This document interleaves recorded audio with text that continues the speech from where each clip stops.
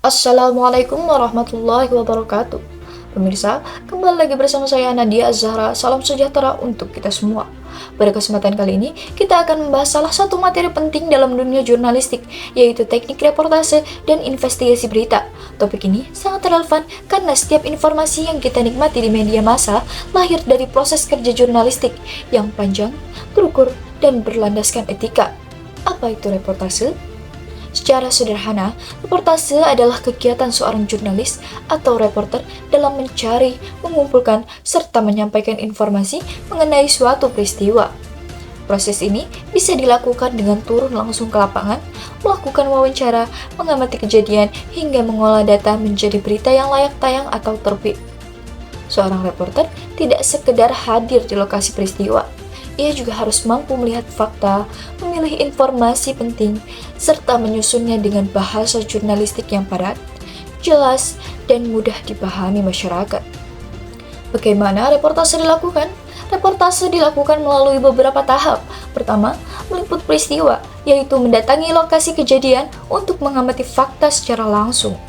Kedua, mengumpulkan data dan narasumber, biasanya melalui wawancara, pencatatan, dan pengumpulan dokumen atau foto pendukung.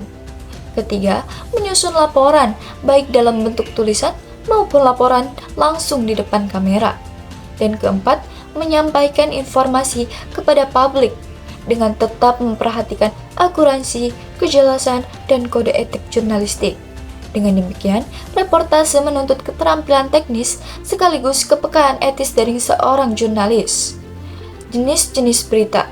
Dalam praktiknya, berita dapat dibedakan menjadi beberapa jenis. Pertama, straight news, yaitu berita singkat, padat, jelas, dan langsung ke inti peristiwa. Kedua, hard news, yang berisi informasi penting, mendesak, dan biasanya terkait isu politik, bencana, atau kriminalitas. Ketiga, soft news, berita ringan yang menekankan isi human interest seperti kisah kemanusiaan, hiburan, atau gaya hidup. Keempat, feature, yaitu berita dengan gaya bercerita yang lebih panjang, mendalam, dan tetap relevan meski tidak aktual. Kelima, investigative news, yakni berita hasil penyelidikan serius oleh jurnalis untuk mengungkapkan fakta tersembunyi. Dengan memahami ragam jenis berita, seorang reporter dapat memilih gaya penulisan yang paling tepat sesuai peristiwa yang diliput. Selanjutnya, nilai-nilai berita. Tidak semua peristiwa layak diberitakan. Ada kriteria yang disebut news values atau nilai berita. Beberapa di antaranya adalah magnitude, yaitu besarnya dampak sebuah peristiwa, proximity, yakni kedekatan peristiwa dengan pembaca atau penonton, aktualitas, atau sejauh mana peristiwa tersebut masih baru, impact, yakni seberapa besar pengaruhnya terhadap masyarakat, unusualness, atau keanehan yang membuat peristiwa menjadi unik, human interest, yang menyentuh sisi kemanusiaan, konflik, yaitu adanya pertentangan yang menarik perhatian publik, surprising, yakni unsur mengejutkan, serta unsur seks dan information, yang meski sensitif tetapi sering menjadi daya tarik media. Dengan nilai-nilai berita inilah, jurnalis menentukan apakah suatu peristiwa pantas diangkat ke media atau tidak. Syarat-syarat berita. Sebuah berita yang baik harus memenuhi syarat utama, yaitu aktual, faktual, penting, menarik, dan seimbang. Aktual berarti peristiwa masih baru, faktual artinya berdasarkan kenyataan, penting karena menyangkut kepentingan publik, menarik karena mampu membuat pembaca atau penonton ingin mengetahui lebih lanjut, dan seimbang karena tidak memihak salah satu pihak semata. Unsur penting dalam berita, isu, fakta, dan riset. Dalam penyusunan berita, ada 3 hal yang tidak bisa dipisahkan. Pertama, isu, yaitu topik atau masalah yang sedang hangat diperbincangkan. Kedua, fakta, yaitu kebenaran yang dapat diverifikasi. Fakta inilah yang membedakan berita dari sekedar opini atau gosip. Ketiga, riset, yaitu upaya pengumpulan informasi yang lebih mendalam, agar berita tidak hanya dangkal, tetapi juga akurat dan menyeluruh. Macam-macam wawancara dalam berita. Wawancara merupakan teknik utama dalam reportase. Ada beberapa jenis wawancara yang bisa dilakukan.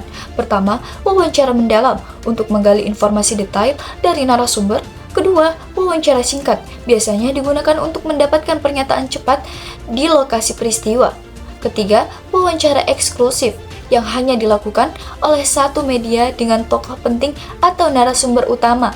Dan keempat, wawancara kelompok atau doorstop, yaitu wawancara cepat dengan narasumber ketika ditemui di ruang publik. Selanjutnya, reportase investigasi. Selain reportase biasa, ada juga yang disebut reportase investigasi. Ini adalah kerja jurnalistik tingkat lanjut, di mana jurnalis menyelidiki suatu peristiwa secara lebih mendalam untuk mengungkapkan fakta tersembunyi.